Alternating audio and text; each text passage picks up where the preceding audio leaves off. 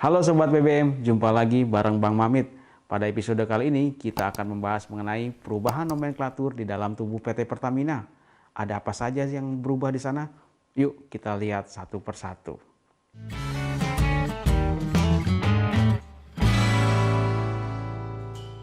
Pada tanggal 12 Juni 2020 yang lalu, Kementerian BUMN baru saja mengadakan rapat umum pemegang saham untuk PT Pertamina Persero. Ternyata dalam RUPS tersebut terjadi banyak perubahan yang selama ini ada di dalam tubuh Pertamina. Yang pertama adalah jumlah direksi di PT Pertamina dipangkas. Dari semula ada 11 direksi, saat ini hanya ada 6. Dan kedua, direktorat-direktorat yang kemarin ataupun yang dipangkas tersebut akhirnya dibuat menjadi subholding oleh pemerintah. Adapun tujuan dari subholding tersebut adalah untuk menyelaraskan ataupun lebih memberikan akselerasi kepada anak usaha dalam rangka meningkatkan efisiensi, dalam rangka juga meningkatkan revenue sehingga mereka bisa lebih mandiri.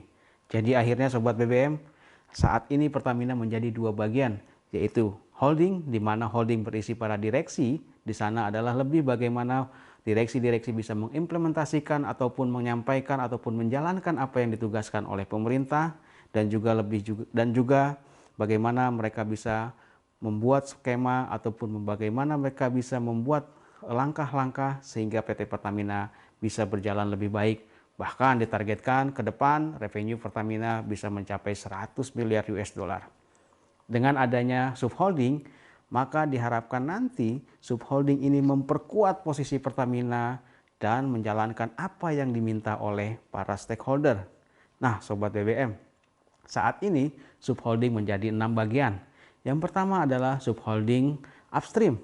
Di sini dipimpin oleh Pertamina Hulu Energi.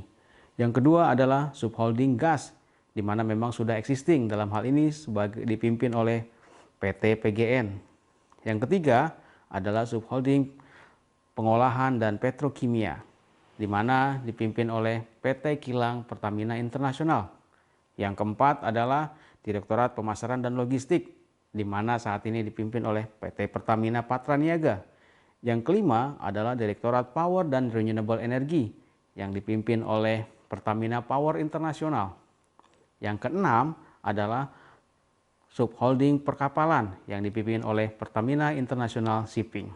Dari 6 subholding tersebut, maka diharapkan bisa meningkatkan kinerja daripada Pertamina. Terkait dengan pembentukan subholding ini, banyak pihak yang menyatakan bahwa ini melanggar daripada undang-undang atau peraturan yang ada. Padahal sebenarnya ini tidak melanggar peraturan ataupun perundang-undangan yang ada. Karena pembentukan subholding ini masih sesuai dengan Undang-Undang Dasar 1945 Pasal 33, Undang-Undang Migas Nomor 22 Tahun 2001, dan Undang-Undang Nomor 19 Tahun 2003 tentang Badan Usaha Milik Negara. Jadi sebenarnya Sobat BBM, tidak ada yang dilanggar dengan dibentuknya subholding tersebut. Justru dengan pembentukan subholding tersebut tadi diharapkan agar kinerja Pertamina bisa menjadi lebih baik lagi. Mengingat Pertamina itu begitu luas dan begitu banyak dari tugas-tugas mereka. Dengan adanya pembagian-pembagian tersebut menjadi lebih efisien dan bisa melangkah lebih maju, bergerak lebih lincah lagi, sehingga Pertamina kita harapkan bisa menyerupai nanti daripada Petronas.